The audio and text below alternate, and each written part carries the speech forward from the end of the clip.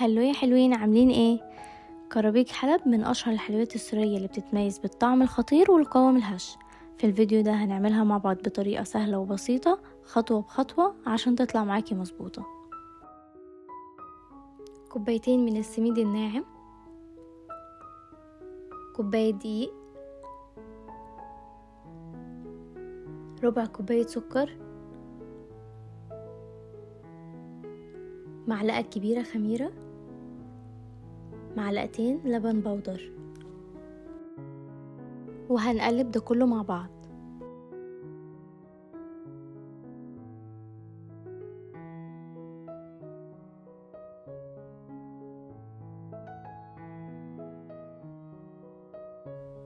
خمس معالق كبيرة من الزيت،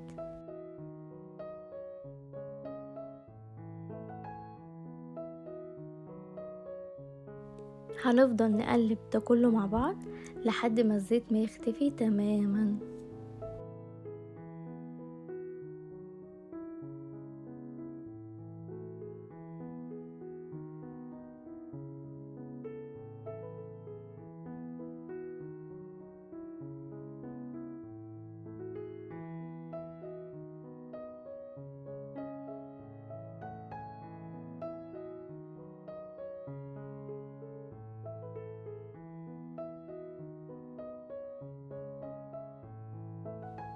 هنضيف كوباية مية 250 جرام،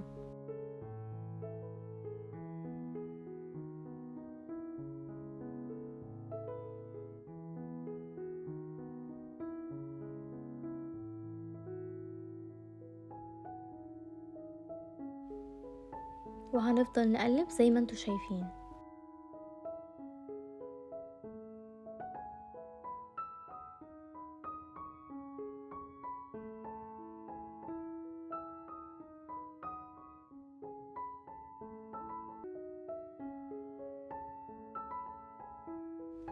في الوصفة دي عايزة العجينة بالقوام ده،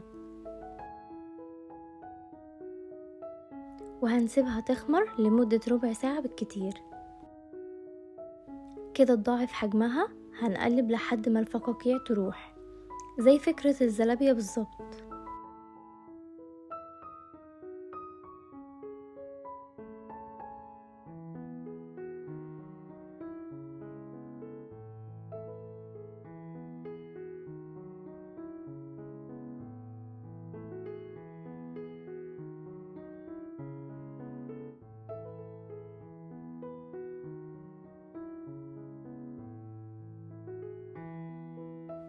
وهنحط العجينة في كيس حلواني،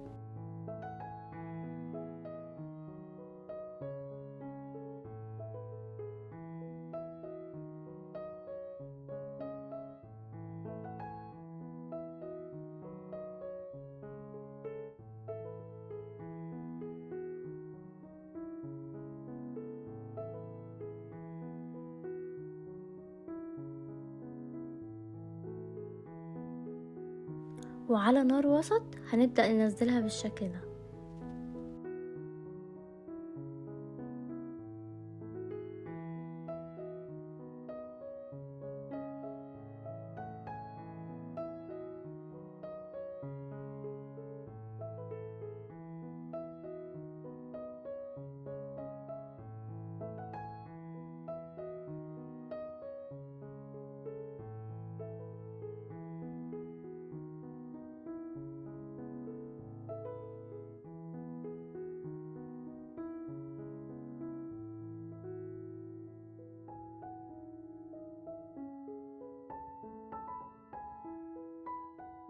ما عملتش معاكم الشربات عشان ما اطولش عليكم. للشربات 3 كوبايات ونص سكر، كوبايتين ميه، نص ليمونه وفانيليا، وبس كده. جربوا كرابيج حلب بالطريقه دي وهتتبسطوا جدا من النتيجه. ما تنسيوش تعملوا لايك وتشتركوا في القناه عشان يوصل لكم كل جديد. معاكم نور، باي باي يا حلوين.